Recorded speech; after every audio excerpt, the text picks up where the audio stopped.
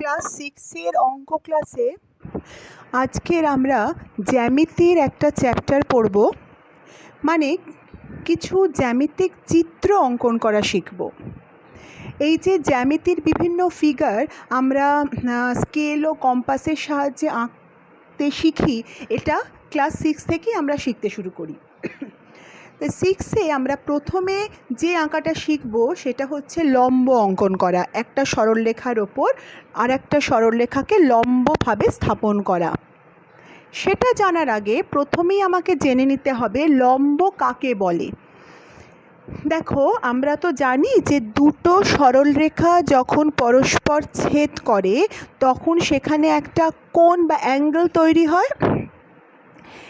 এই অ্যাঙ্গেলটার পরিমাণ যদি 90 ডিগ্রি হয়, অর্থাৎ দুটো সরলরেখার মাঝের কোণের মান যদি 90 ডিগ্রি হয়, তবে ওই সরলরেখা দুটোকে আমরা বলবো একজন আর একজনের ওপর লম্ব, পরস্পরের ওপর লম্ব।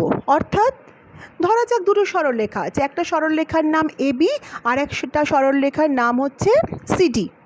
এবারে এবি আর সিডির মাঝখানে যদি 90 ডিগ্রি অ্যাঙ্গেল তৈরি হয়, তাহলে আমরা বলতে পারি AB is perpendicular on CD, আবার এটাও বলতে পারি CD is perpendicular on AB. ঠিক আছে, এখন এই যে আমাদের কি করা হবে, একটা সরলরেখা দিয়ে দেবে, তোমাকে আরেকটা সরলরেখাকে ওখানে লম্বভাবে স্থাপন করতে হবে। অর্থাৎ দুটো সরলরেখার মাঝের অ্যাঙ্গেল 90 ডিগ্রি বানাতে হবে।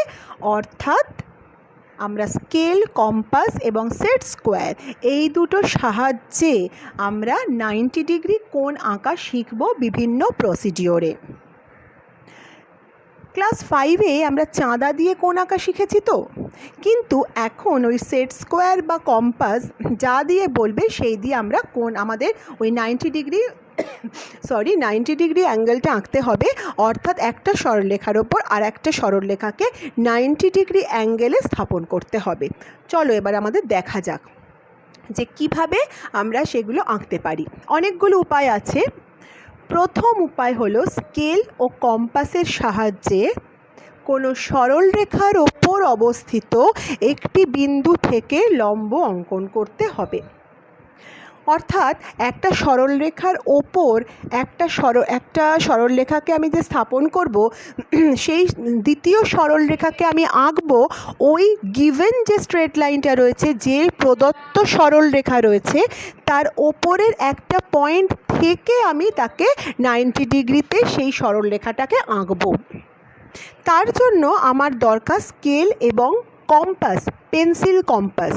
তোমাদের জিওমেট্রি বক্স বা জ্যামিতি বক্সের মধ্যে যে কম্পাস আছে, দুটো আছে, একটা ডিভাইডার আছে, মানে পয়েন্টার দেয়া বা কাঁটা দেয়া দুটো জিনিস আছে, একটা ডিভাইডার আর একটা হচ্ছে কম্পাস। এই কম্পাসের ব্যবহার কিন্তু আমরা বৃত্ত আঁকার সময় করেছিলাম।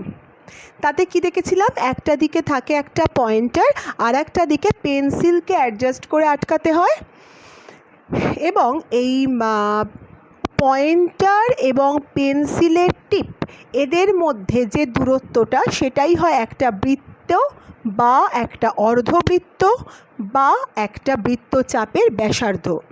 অর্থাৎ বৃত্তচাপের বা বৃত্তের ব্যাসার্ধ কতটা নেব সেইটা অ্যাডজাস্ট করতে হয় এই পেন্সিলের ডগা আর পয়েন্টারটার মাঝের দূরত্ব।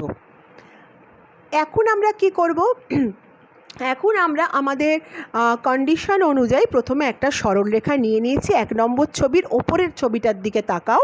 একটা সরলরেখা নিয়েছি, এবি সরলরেখা, এবং তার ওপর অবস্থিত পি হলো একটা বিন্দু। ওই যে বলেছে সরলরেখার ওপরে অবস্থিত একটা বিন্দু থেকে লম্ব আঁকতে হবে, পি হচ্ছে একটা বিন্দু।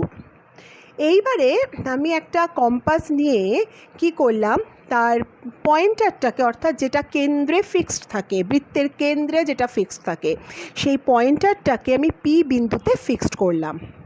এবার আমার মনের মতন, আমার সুবিধা মতন একটা আমি বৃত্ত একটা ব্যাসার্ধ আমি নিলাম। ব্যাসার্ধ মানে কি, ওই পয়েন্টারটা থেকে পেন্সিলের ডগা পর্যন্ত একটা আমি দূরত্ব ফিক্সড করে নিলাম নিজের সুবিধা মতো। মানে আমি এবি সরলরেখাটা কতটা সাইজের নিয়েছি, এখানে তো কোনো সাইজ বলে দেওয়া হয়নি।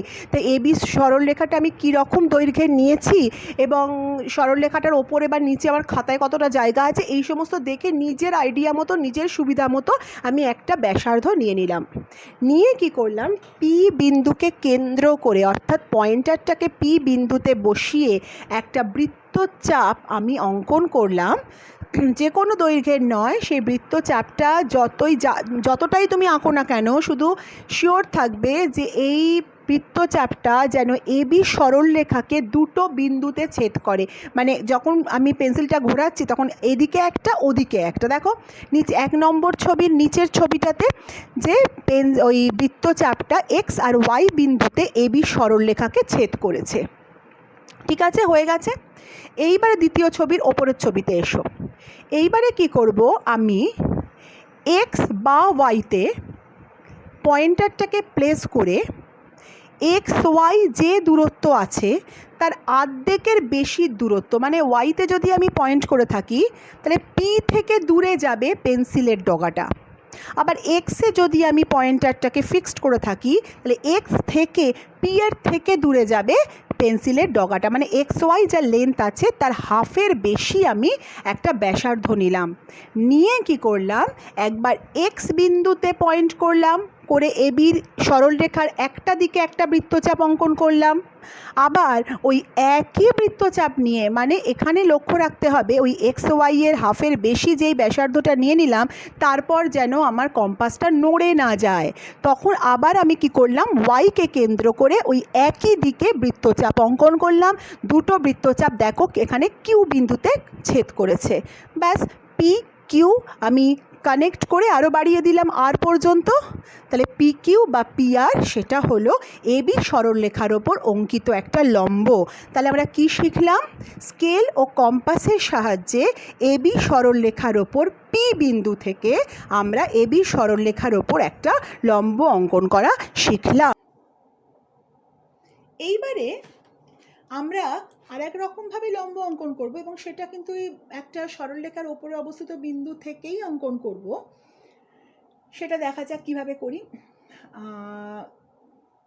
স্কেল ও সেট স্কোয়ারের সাহায্যে কোনো সরলরেখার ওপর অবস্থিত একটি বিন্দু থেকে লম্ব অঙ্কন। একই সাথে আমরা দুটো শিখব, যে একই সাথে মানে তোমাকে আমি এখানে ইচ্ছা করেই নিয়েছি সরলরেখার উপর অবস্থিত, কারণ সরলরেখার বাইরে অবস্থিত বললেও বিন্দুটা একই হবে, একইভাবেই তোমাকে আঁকতে হবে।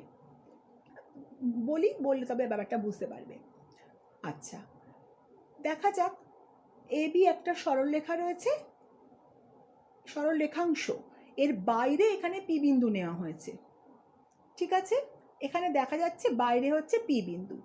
এইবারে তোমাকে সেট স্কোয়ার, যে কোনো একটা সেট স্কোয়ার, আগেকার দিনে এতে জ্যামিতি বক্সে একটা থাকতো সমকোণী ত্রিভুজ আর একটা থাকতো সমবাহু ত্রিভুজ, এখন দুটোই থাকে সমকোণী ত্রিভুজ। সুতরাং তুমি যে কোনো সেট স্কোয়ারই কিন্তু ইউজ করতে পারবে।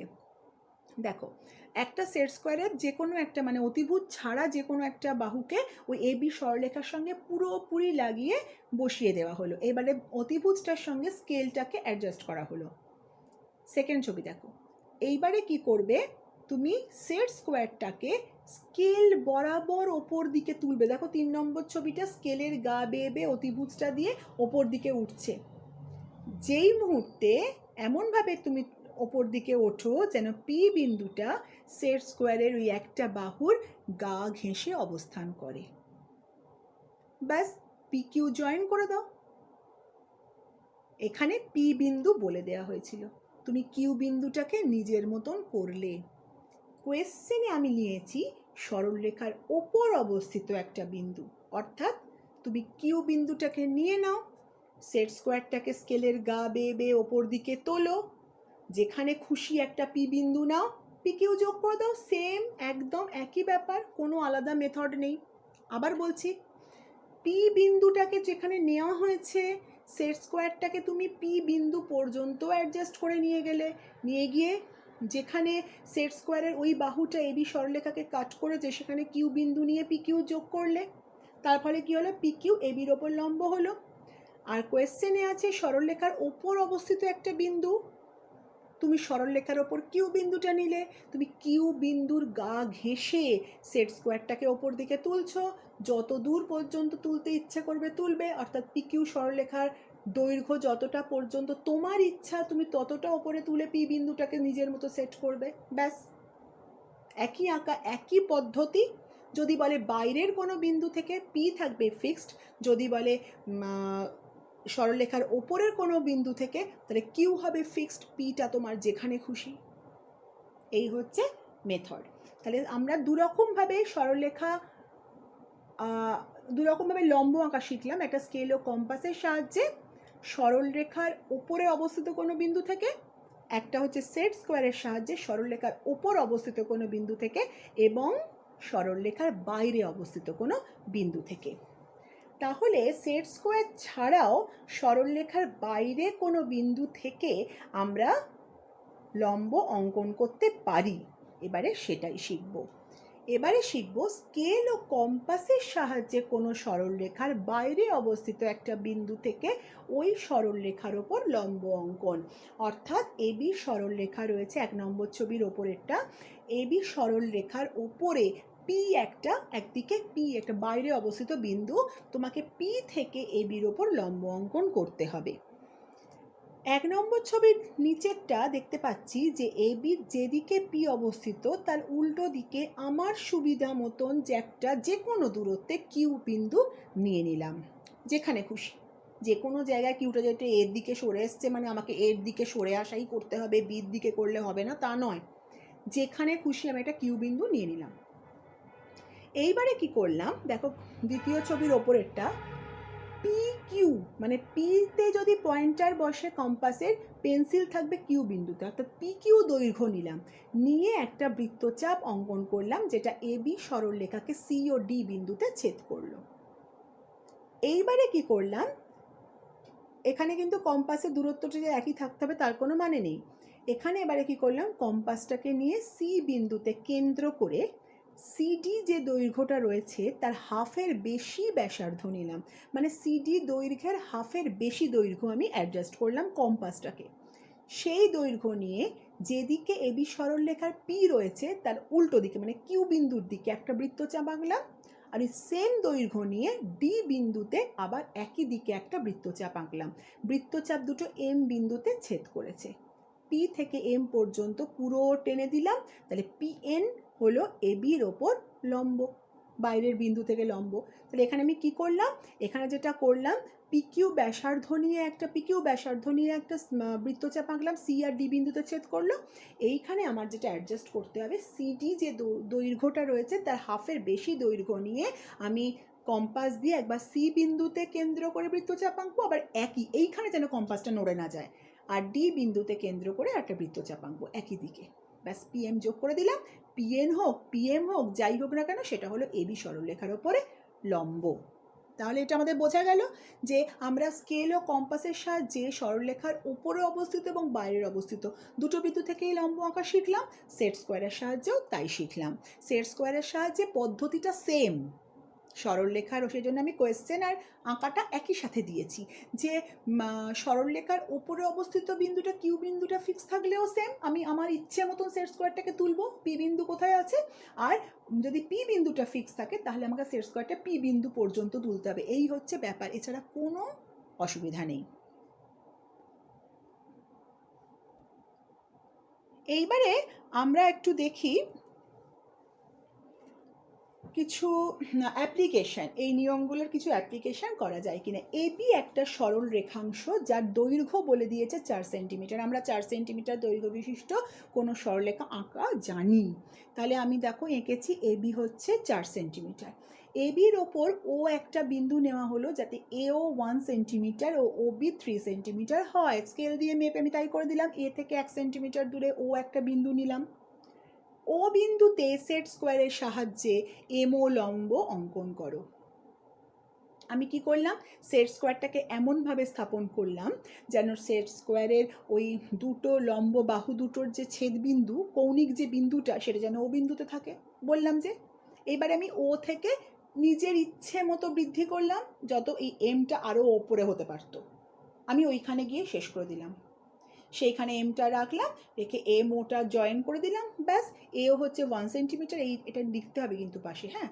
ওবি হচ্ছে 3 সেন্টিমিটার, এবি হচ্ছে 4 সেন্টিমিটার, এমও হচ্ছে এইটা কিন্তু হচ্ছে পারপেন্ডিকুলার সাইন, লম্ব। এই সিম্বলটা হচ্ছে লম্ব বোঝায়, মানে এমও এবির ওপর লম্ব। এমও ইজ পারপেন্ডিকুলার অন এবি। বোঝা গেছে? এবারে আবার এবি একটা সরল রেখাংশ যার দৈর্ঘ্য 8 সেন্টিমিটার। 8 সেন্টিমিটার করে একটা এবি টানলাম। এবির ওপর পি একটা বিন্দু নেওয়া হলো যাতে এপি 3 সেন্টিমিটার, পিবি 5 সেন্টিমিটার হয়। ঠিক আছে, এ থেকে 3 সেন্টিমিটার দূরে একটা পি বিন্দু নিলাম, অটোমেটিক্যালি পিবি 5 সেন্টিমিটার হয়ে গেল। স্কেল ও কম্পাসের সাহায্যে পি বিন্দুতে পিএল লম্ব অঙ্কন করো। কি করলাম? পিকে কেন্দ্র করে একটা বৃত্তচাপ অঙ্কন, যে কোনো ব্যাসার্ধ নিয়ে একটা অঙ্কন করলাম, যেটা এবি সরলরেখাকে দেখো দুটো বিন্দুতে ছেদ করেছে। এখানে নামকরণ করার কোনো দরকার নেই, আগেরগুলো তোমাদের বোঝানো হচ্ছিল তাই নামকরণ করা হয়েছে। এবারে কি করলাম? ওই একই ব্যাসার্ধ নিয়ে আমি দুটো, মানে একটা একটা করে, প্রথমে কি করলাম, পি এর ডান দিকে যে ছেদ করেছে এটা কিন্তু আমি আরও দুটো এক্সট্রা বৃত্তচাপ এঁকেছি। দেখো ডান দিকে যেখানে ছেদ করেছে সেইখানে, মানে বি এর দিকে যে বৃত্তচাপটা ছেদ করেছে ওখানে পয়েন্ট করে একটা বৃত্তচাপ আঁকলাম। আবার সেই বৃত্তচাপটা যেখানে ছেদ করলো সেখানে পয়েন্ট করে দ্বিতীয় বৃত্তচাপটা আঁকলাম। এবং ওপর দিকে এইখানে এই ডান দিকে ছোট বৃত্তচাপটা থেকে একটা বৃত্তচাপ আঁকলাম, বাঁ দিকে ছোট বৃত্তচাপটা থেকে আর একটা বৃত্তচাপ আঁকলাম। পি আর ওই পয়েন্টটা যোগ করে বাড়িয়ে দিলাম এল পর্যন্ত। তাহলে পিএল হচ্ছে লম্ব on AB. AP 3 centimetre, PB 5 centimetre, AB 8 centimetre, আর পিএল হচ্ছে is perpendicular on AB. Next, AB একটা সরল রেখাংশ যার দৈর্ঘ্য 6 সেন্টিমিটার। ঠিক আছে, এঁকে ফেললাম। এবির বাইরে কে একটি বিন্দু নেওয়া হলো। স্কেল ও কম্পাসের সাহায্যে কে বিন্দু থেকে এবির ওপর কে এল লম্ব অঙ্কন করো। বাইরের বিন্দু কে একটা বিন্দু রয়েছে, যে কোনো একটা বিন্দু, দূরত্ব বলে দেয়নি। আমি এম একটা বিন্দু নিলাম, যে কোনো একটা উল্টো দিকে, কে এম যে ব্যাসার্ধ সেটা নিয়ে একটা বৃত্তচাপ অঙ্কন করলাম যেটা এবিকে ছেদ করেছে দুটো পয়েন্টে।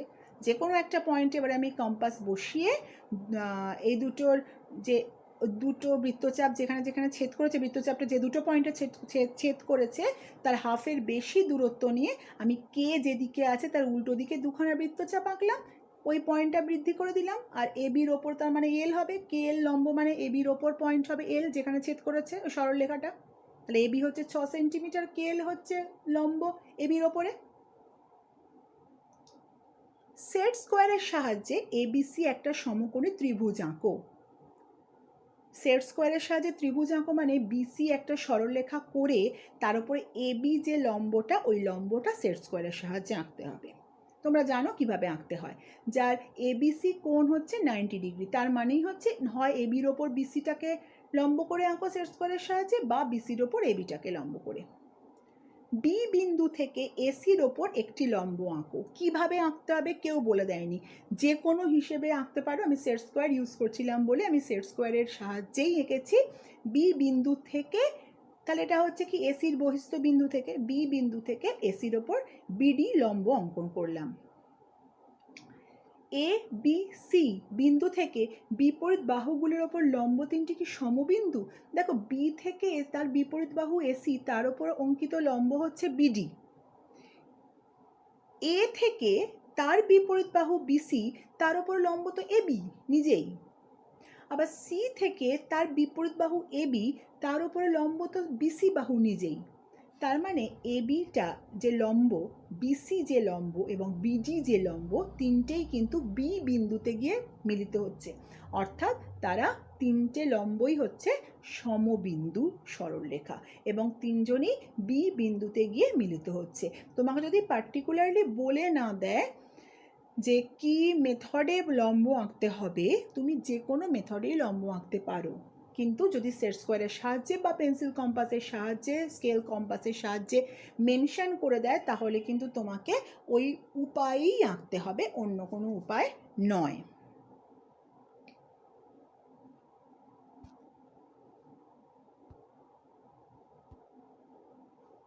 এবারে হচ্ছে তোমাদের যে পেজটা, প্রশ্ন রয়েছে, নিচের প্রশ্নগুলির উত্তর দাও। প্রথমে 3টে শূন্যস্থান আছে, দেখে নাও। একটি সরলরেখার ওপর একটি নির্দিষ্ট বিন্দুতে ড্যাশটি সরলরেখা আঁকা যায়।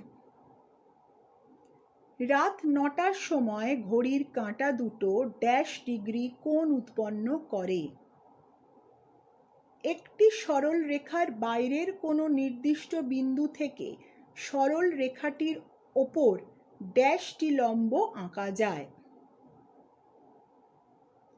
এবি সরলরেখা অঙ্কন করো যে কোনো দৈর্ঘ্যে। এর ওপর যে কোনো দুটি বিন্দু পি ও কিউ থেকে এবির ওপর যথাক্রমে পিএম ও কিউএন লম্ব অঙ্কন করো। কি বললো? এবি একটা সরলরেখা অঙ্কন করতে হবে যে কোনো দৈর্ঘ্যে। এর ওপর যে কোনো দুটো বিন্দু নিতে হবে, একটা পি বিন্দু একটা কিউ বিন্দু। পি বিন্দু থেকে পিএম লম্ব অঙ্কন করতে হবে, কিউ বিন্দু থেকে কিউএন লম্ব অঙ্কন করতে হবে। কোন মেথডে কেউ বলে দেয়নি, যে কোনো খুশি। এই পিএম আর কিউএন এরা কি পরস্পরচ্ছেদী নাকি সমান্তরাল, এটা তোমাকে জাজ করে বলতে হবে। যে কোনো একটি ত্রিভুজ এবিসি অঙ্কন করো। যে কোনো মানে সমকোণী হতে হবে, তার কোনো মানে নেই। এই ত্রিভুজের 3টি শীর্ষবিন্দু এ বি সি থেকে যথাক্রমে বিসি সিএ ও এবি বাহুর ওপর 3টি লম্ব যথাক্রমে এপি বিকিউ সিআর অঙ্কন করো। লম্ব 3টি কি সমবিন্দু? ওই আগে যে আঁকাটা আঁকলাম ওই টাইপেরই ব্যাপারটা, কিন্তু এবিসি যে কোনো একটা ত্রিভুজ, একে 3টে বিন্দু থেকে বিপরীত বাহুর ওপর লম্ব আঁকতে হবে। সেই 3টে বাহু সেই 3টে লম্ব সমবিন্দু কিনা, মানে কোনো একটা পার্টিকুলার বিন্দুর মধ্যে দিয়ে পাস করছে কিনা, একই বিন্দুতে 3টে লম্ব ছেদ করছে কিনা তোমাকে বলতে হবে। তারপর স্কেল ও কম্পাসের সাহায্যে কোনো সরলরেখার উপর অবস্থিত একটি বিন্দু থেকে লম্ব অঙ্কন করো। আর স্কেল ও কম্পাসের সাহায্যে কোনো সরলরেখার বাইরে অবস্থিত একটি বিন্দু থেকে ওই সরলরেখার ওপর লম্ব অঙ্কন করো। তাহলে এই কাজগুলো তোমরা করবে। যত বেশি প্র্যাকটিস করবে তত বেশি তোমাদের বেশি ইজি হবে ছবিগুলো পরপর আঁকা। আর স্কেল ও কম্পাসের সাহায্যে বলেছে নাকি সেট স্কোয়ারের সাহায্যে বলেছে, এটা একটু খেয়াল করবে, তাহলে আর কোনো অসুবিধা হবে না। আজকের এখানেই ক্লাস শেষ হলো।